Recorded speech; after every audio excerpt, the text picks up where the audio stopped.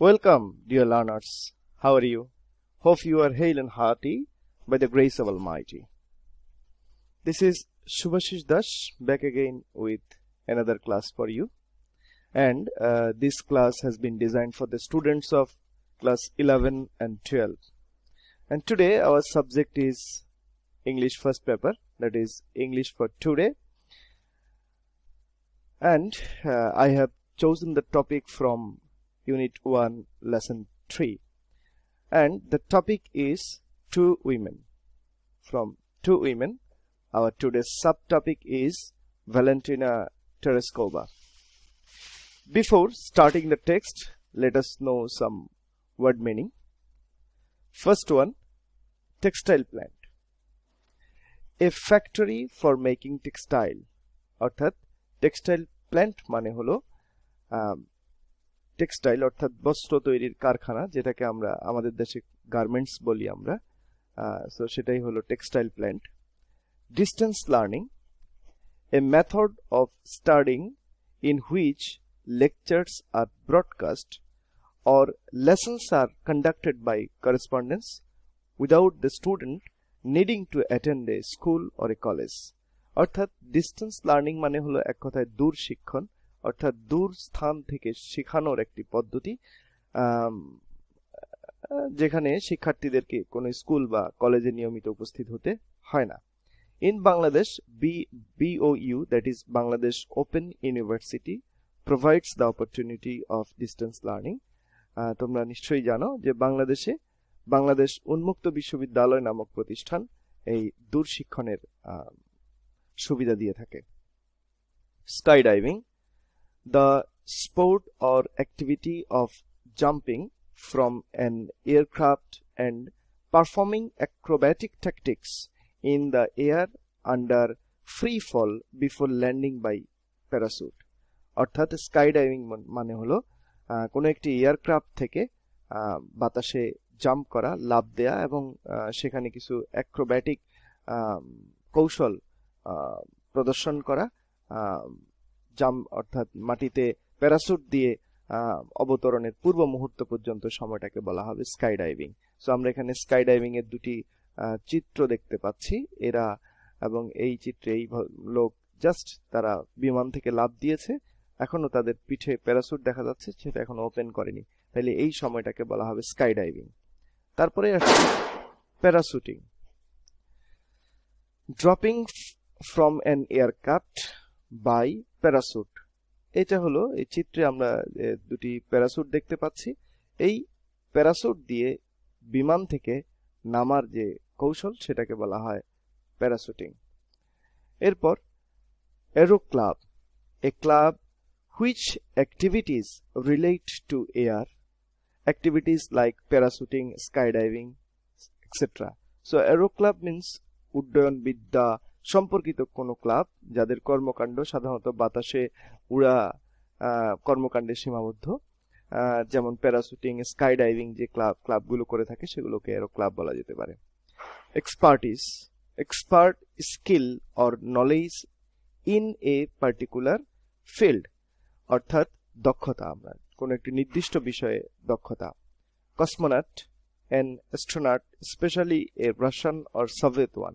So cosmonaut হলো নভোচারী, বিশেষ করে রাশিয়ান এবং সোভিয়েত নভোচারীদেরকে কসমোনট বলা হয়। এরপরের শব্দ proletariat, the class of industrial wage earners who possessing neither capital nor production means must earn their living by selling their labor. So proletariat বলতে এমন একটি শ্রেণীর মানুষজনকে বোঝায় যারা সাধারণত শ্রমজীবী, যারা তাদের শ্রম বিক্রি করে তাদের জীবিকা উপার্জন করে, তাদের নিজের ক্যাপিটাল অর্থাৎ ধন সম্পদ কিছুই নেই। Isolation, someone or something is set apart or separated from other persons or thing. তাহলে আইসোলেশন মানে একাকী করে দেয়া, অর্থাৎ সে কোনো ব্যক্তি বা অন্য সবকিছু থেকে বিচ্ছিন্ন হয়ে থাকা। তারপরে শব্দ স্পেসক্রাফট, আমরা এখানে স্পেসক্রাফটের তিনটে ছবি দেখতে পাচ্ছি। A spacecraft is a vehicle or machine designed to fly in outer space. Outer space মানে মহাশূন্য, অর্থাৎ মহাশূন্যে যাওয়ার জন্য কোনো একটি যান বা মেশিনকে বলা হবে স্পেসক্রাফট। স্পেস ভেহিকেলও বলা হয়, স্পেস শাটলও বলা হয়ে থাকে। সো এখানে স্পেসক্রাফটের আমরা ছবি দেখতে পাচ্ছি, তিন রকমের স্পেসক্রাফট। এরপর স্পেসক্রাফটের পরে স্পেসে যাওয়ার জন্য যেটা লাগবে সেটা হলো space suit. Space suits a garment worn to keep a human alive in the harsh environment of outer space. অর্থাৎ মহাশূন্যে একজন মানুষকে জীবিত রাখার জন্য যে বিশেষ পোশাকটি পরিধান করা হয় সেটাকে বলা হয় space sweet.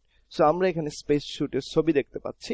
So this dress or this suits has been designed for the cosmonauts to be alive in the outer space. Then shuttle, a form of transport that travels regularly between two or more places. Shuttle মানে যানবাহন যেটা দুই বা ততোধিক স্থানে নিয়মিত যাতায়াত করে, কিন্তু এই প্যাসেজে স্পেস শাটলের কথা বলা হচ্ছে, তার মানে মহাশূন্য যান। Launch pad, the area on which a rocket stands for launching. So launch pad এর ছবি এখানে দেখতে পাচ্ছ তোমরা ডিয়ার স্টুডেন্টস। লঞ্চ প্যাড মানে হলো একটি স্থান যেখানে একটি স্ট্রাকচার অর্থাৎ কাঠামো থাকবে রকেট বা মহাশূন্য যানটি রাখার জন্য, এবং এখান থেকে মহাশূন্য যানটি অর্থাৎ স্পেসক্রাফটটি নিক্ষেপিত কি বলে তার যাত্রা শুরু করবে। তাহলে এই যে জায়গাটি এটাকে বলা হচ্ছে launch pad. Then sealed, fasten or close securely, অর্থাৎ নিরাপদে বেঁধে অথবা কোথাও ঢুকিয়ে রাখা। যে এই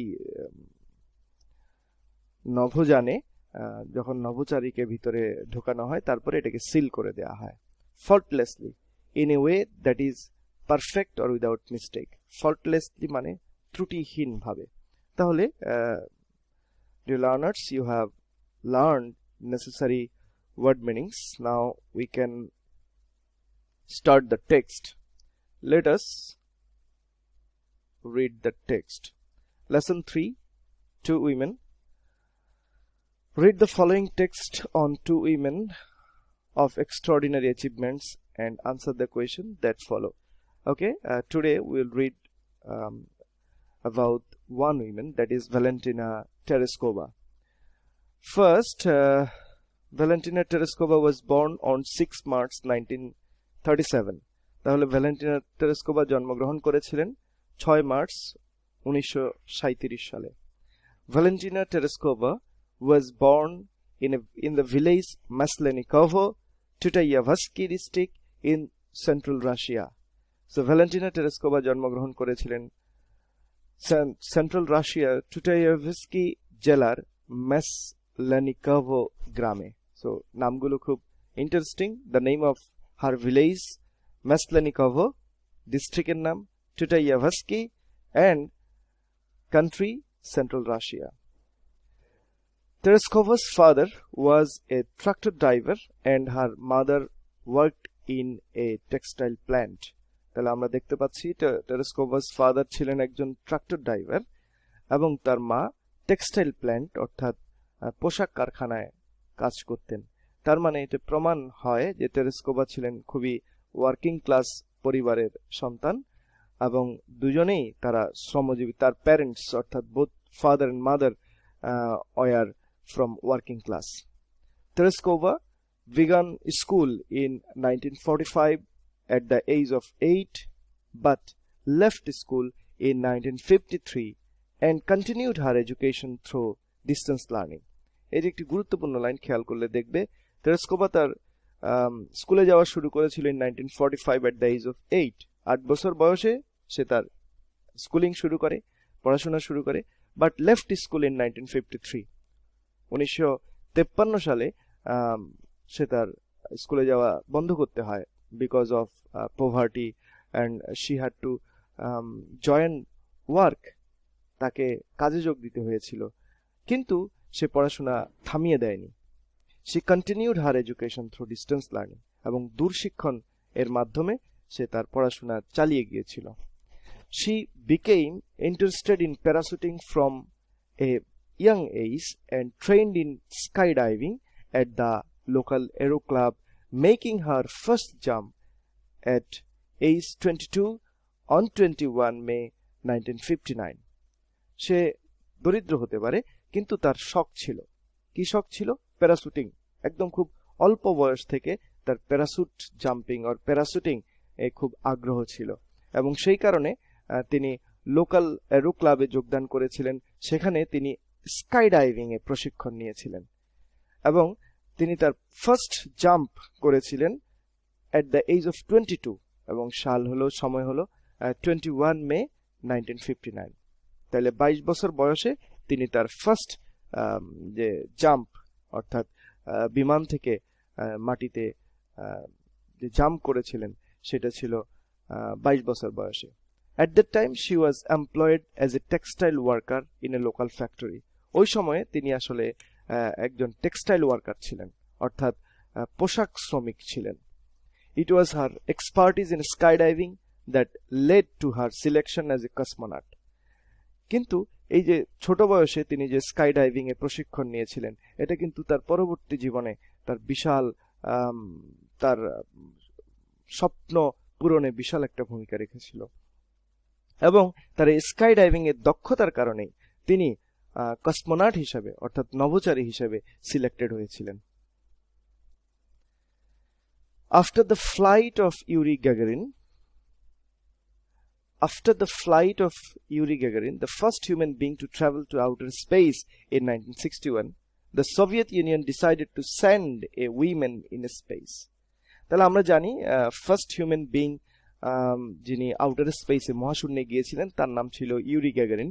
আর এর আগে প্রথম প্রাণী হিসেবে গিয়েছিল a dog was sent into the outer space এবং তার নাম ছিল লাইকা। তাইলে কুকুর প্রথম প্রাণী হিসেবে মহাশূন্যে গিয়েছিল, লাইকা নামক কুকুর। তারপরে মানুষ প্রথম হিউম্যান বিং ছিলেন ইউরি গ্যাগারিন। তারপর 1961 সালে ইউরি গ্যাগারিন মহাশূন্যে গিয়েছিলেন। এরপর সোভিয়েত ইউনিয়ন সিদ্ধান্ত নিল তারা মহাশূন্যে একজন নারীকে পাঠাবে। On 16 February 1962, Proletariya Valentina Tereshkova was selected for this project from among more than 400 applicants. যখন সোভিয়েত ইউনিয়ন অ্যাপ্লিকেন্টস অ্যাপ্লিকেশন আহ্বান করলো 400 application were submitted and among them Valentina Tereshkova, Proletariya অর্থাৎ শ্রমজীবী শ্রেণীর মানুষ Valentina Tereshkova সিলেক্টেড হয়েছিল only because of her expertise in skydiving. তার যে আগে থেকেই স্কাই ডাইভিং এর দক্ষতা ছিল এবং সেই জন্যই তাকে নির্বাচন করা হয়েছিল কসমোনট হিসেবে। Tereshkova had to undergo a series of training that included weightless flights, isolation tests, centrifuge tests, rocket theory, spacecraft engineering, 120 parachute jumps, and pilot training in MiG-15 UTI jet fighters. এটা হয়নি যে Valentina তেরেস্কোভাকে select করা হলো এবং তারপর তাকে মহাশূন্যে পাঠিয়ে দেয়া হলো, বিষয়টা এমন নয়।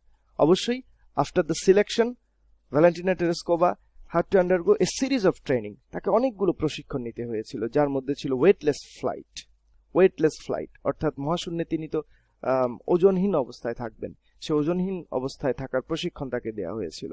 আইসোলেশন টেস্ট, তিনি মহাশূন্যে আইসোলেটেড থাকবেন, আইসোলেটেড থাকলে তার মানসিক কোনো সমস্যা হয় কিনা সেটা দেখার জন্য আইসোলেশন টেস্ট হয়েছিল। এরপর সেন্ট্রিফিউজ টেস্ট অর্থাৎ কেন্দ্র বিমুখী যে টেস্ট, অর্থাৎ তিনি কেন্দ্র থেকে বিচ্ছিন্ন হয়ে আউটার স্পেসে যাবেন, এই কেন্দ্র বিমুখী টেস্ট। দেন রকেট থিওরি অর্থাৎ রকেটের যে মৌলিক জ্ঞানগুলো সে সম্পর্কে তাকে প্রশিক্ষণ দেওয়া হয়েছিল। স্পেস ক্রাফট ইঞ্জিনিয়ারিং অর্থাৎ মহাশূন্য যে খুঁটিনাটি প্রকৌশল বিদ্যার দরকার সেগুলো তাকে দেওয়া হয়েছিল। এরপর 120 প্যারাশুট জাম্পিং তিনি করেছিলেন। Pilot training in MiG-15 UTI jet fighters, এটার পাইলট ট্রেনিংও তিনি গ্রহণ করেছিলেন। Okay, then since the successful launch of the spacecraft Vostok 5 on 14 June 1963, Tereshkova began preparing for her own flight. তাহলে Vostok 5, Vostok spacecraft Vostok 5 is the name of an spacecraft, অর্থাৎ মহাশূন্য যানের নাম Vostok 5. It was a series Vostok 1, 2, 3, 4, 5. তাহলে Vostok 5 এর সফল যাত্রার পরে 14 June 1963 তে এটা যাত্রা করেছিল। Tereskova began preparing for her own flight. Tereskova তার নিজের ফ্লাইটের প্রস্তুতি শুরু করেছিলেন।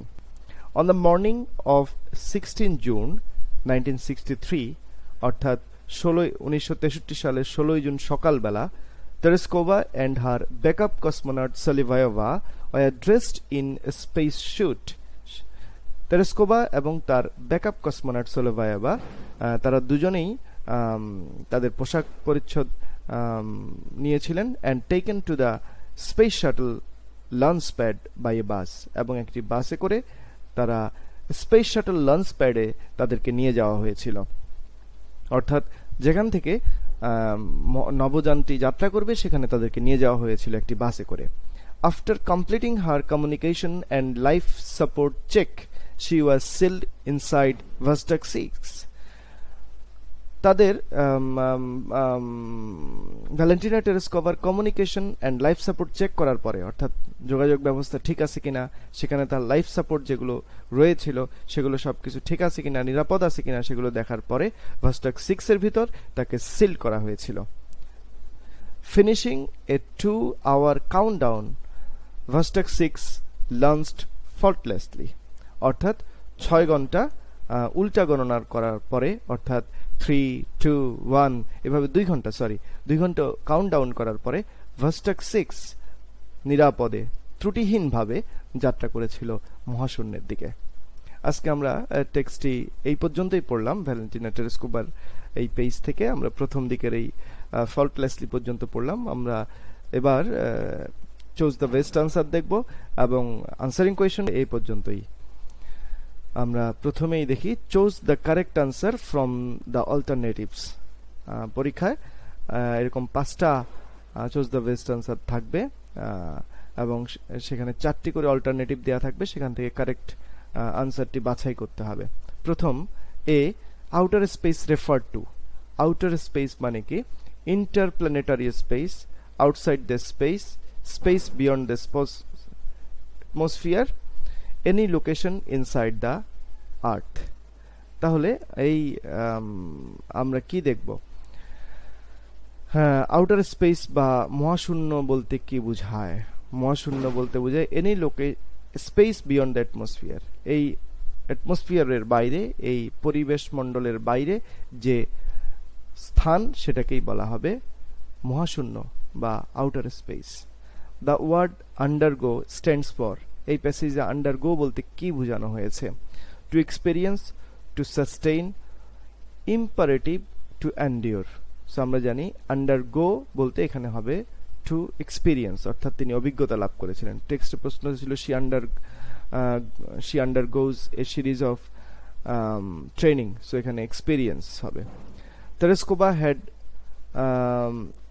knack in swimming, skydiving, flying in the sky, gardening. আমরা জানি Tereskova দক্ষতা ছিল skydiving, so the answer is skydiving. Tereskova made her first jump at the age of 12, 22, 25, 20. আমরা জানি the correct answer is 22. Dash her expertise in skydiving that led to her selection as a cosmonaut. What does it imply? তার skydiving এর দক্ষতা নভোচারী হিসেবে তার সিলেকশনের দিকে পরিচালিত করেছিল। এই কথা বলতে কি বুঝো? So skydiving made impediment on her way to be an astronaut. False. Skydiving is the most essential qualities to be an astronaut. False. Skydiving helped her to be chosen as an cosmonaut. Correct. Skydiving is not needed to be an astronaut. False. So the answer is skydiving helped her. Skydiving তাকে সহযোগিতা করেছিল to be chosen as an astronaut, অর্থাৎ নভোচারী হিসেবে তাকে choose করা। অর্থাৎ skydiving এর দক্ষতার কারণে সে নভোচারী হিসেবে সিলেকশন হয়েছিল। তাহলে আনসারগুলো আমরা মিলিয়ে দেখি। Space beyond the atmosphere, correct. To experience, correct. Sky, correct. 22, correct. Sky diving helped her to be chosen as an astronaut, correct. এবং পরীক্ষায় কেউ এইরকম প্রশ্নগুলো লিখে উত্তরের মধ্যে টিক মার্ক দিয়ে করবে না। আমরা অনেক শিক্ষার্থীদেরকে পরীক্ষায় খাতায় দেখি কষ্ট করে প্রশ্ন লিখে তারপরে উত্তরের মধ্যে টিক দিতে, but never do this. Just লিখবে answer to the question nong 1A and then simply write the answers A, B, C, D, E দিয়ে শুধু আনসারের ইনফরমেশনটা লিখলেই হবে, বাকি সব লিখতে হবে না। Then answer the question. আমরা এখানে 5টি প্রশ্ন দেখতে পাচ্ছি। এই 5টি প্রশ্ন আগে পড়ে নেই, তারপরে এগুলোর উত্তর দেখবে তোমরা এবং তোমরা খাতায় লিখে নিবে উত্তরগুলো। How do you differentiate Tereskova from other girls of her age? তেরেস্কোভাকে তুমি অন্যান্য মেয়েদের থেকে, তার বয়সী মেয়েদের থেকে কিভাবে আলাদা করবে? ডিফারেন্সিয়েট মানে আলাদা করা। What qualities do you think helped Valentina build her career as an astronaut? So নভোচারী হিসেবে কোন গুণগুলোকে তুমি মনে করো ভ্যালেন্টিনা টেরেস্কোভাকে সাহায্য করেছিল? Why did Tereskova receive education through distance learning, though she could have received education in school? টেরেস্কোভা কেন distance learning এর মাধ্যমে, দূরশিক্ষণের মাধ্যমে শিক্ষা গ্রহণ করেছিল, যদিও তিনি স্বাভাবিকভাবেই শিক্ষা গ্রহণ করতে পারতেন? How do you evaluate the story of Tereskova's becoming a part of history? টেরেস্কোভার এই ইতিহাসের অংশ হয়ে যাওয়াকে তুমি কিভাবে মূল্যায়ন করো? And then only man has the audacity to go outer space. Do you agree or disagree with this statement? শুধু মানুষেরই সাহসিকতা রয়েছে মহাশূন্যে যাওয়ার, এই বিষয়ে তুমি কি একমত নাকি একমত নও? So let us read the answers. প্রথমটা, how do you differentiate Tereskova from other girls of her age? Tereskova was different from other girls of her age. Firstly, she had a knack of skydiving. Secondly, she had the audacity to do outer space, to go outer space. তাহলে প্রথম কথা, টেরেস্কোভার কি ছিল? টেরেস্কোভা অন্যান্য মেয়েদের থেকে আলাদা কারণ তার স্কাই ডাইভিং এর দক্ষতা ছিল। নাম্বার টু হলো তার মহাশূন্যে যাওয়ার সাহসিকতা ছিল। ওকে, এবার what qualities do you think helped Valentina Tereskova build her career as an astronaut? তাহলে কোন গুণগুলো ভ্যালেন্টিনা টেরেস্কোভাকে অ্যাস্ট্রোনট হতে সহযোগিতা করেছিল? I think the aptitude in skydiving helped her to be an astronaut. Her determination also helped her to be so. আমি মনে করি sky diving এ তার দক্ষতা তাকে নভোচারী হতে সহযোগিতা করেছিল এবং অবশ্যই তার ডিটারমিনেশন অর্থাৎ তার দৃঢ় সংকল্পও তাকে তা হতে সহযোগিতা করেছিল। Number C, why did Tereskova receive education through distance learning? কেন টেরেস্কোভা দূর শিক্ষণের মাধ্যমে শিক্ষা গ্রহণ করেছিল? though she could have received education in school, সে তো স্কুলেও শিক্ষা গ্রহণ করতে পারত। Okay, though Tereskova could have received education in school, she received education through distance learning. The reason is that she was from insolvent family. She had to work as a textile worker. তাহলে school থেকে শিক্ষা গ্রহণ করতে পারলেও তিনি দূরশিক্ষণের মাধ্যমে শিক্ষা গ্রহণ করেছিলেন কারণ তিনি ছিলেন একটি দরিদ্র পরিবার থেকে, ইনসলভেন্ট ফ্যামিলি, অসচ্ছল পরিবার থেকে, এবং তাকে কাজ করতে হয়েছিল টেক্সটাইল ওয়ার্কার অর্থাৎ পোশাক শ্রমিক হিসেবে তাকে কাজ করতে হয়েছিল। Now question number D, how do you evaluate the story of Tereskova's becoming a part of history? কিভাবে মূল্যায়ন করব আমরা টেরেস্কোভার ইতিহাসের অংশ হিসেবে? Tereskova has become a part of history by dint of her audacity to fly in the outer space. She was the first woman to do so. Thus she made an epoch-making event and she has made her name as a part of history. তাহলে Tereshkova ইতিহাসের অংশ হয়েছিল outer space বা মহাশূন্যে উড়ার তার সাহসিকতার মাধ্যমে। She was the first women, তিনি ছিলেন প্রথম মহিলা। আর কোনো মহিলা তার আগে মহাশূন্যে যায়নি। আমরা জানি এর আগে গিয়েছিল ইউরি গ্যাগারিন এবং তার আগে একটি প্রাণী গিয়েছিল কুকুর লাইকা, কিন্তু প্রথম মহিলা হিসাবে মহাশূন্যে গিয়েছিলেন Valentina টেরেস্কোভা।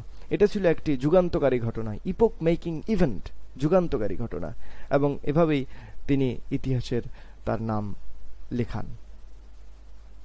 Then only man has the audacity to go outer space. এইটা শুধু মানুষের সাহসিকতা রয়েছে মহাশূন্যে যাওয়ার, অবশ্যই আমরা এটা ডিসএগ্রি করি। I disagree with the statement, আমরা এই মন্তব্যের সাথে একমত নই। Not only men but also women has the audacity to fly in the sky. Tereshkova is a glaring example of it. তাহলে শুধু পুরুষরা নয়, মহিলাদেরও মহাশূন্যে ওড়ার সাহসিকতা রয়েছে, এবং তার জ্বলন্ত উদাহরণ হলো ভ্যালেন্টিনা টেরেস্কোভা। সো ডিয়ার লার্নার্স, নিশ্চয়ই ভ্যালেন্টিনা টেরেস্কোভা সম্পর্কে যে পর্যন্ত পড়েছি তোমরা বুঝতে পেরেছো, এবং আমরা যে এমসিকিউ গুলো পড়লাম তার উত্তরগুলো নিশ্চয়ই টেক্সটের সাথে তোমরা মিল পেয়েছো। আমরা যে আনসারিং কোয়েশ্চেন গুলো পড়লাম সেগুলো আমরা টেক্সট থেকে লিখেছি। টেক্সট থেকে সরাসরি লাইন আমরা লিখিনি, প্রশ্নের মান অনুযায়ী আমরা ইনফরমেশনটা নিয়ে নিজের মতো করে এই উত্তরগুলো এখানে সাজানো হয়েছে। তো I hope you have enjoyed the class. No more today. Hope I'll take another class on Valentina Tereskova. Thank you, goodbye, and stay safe.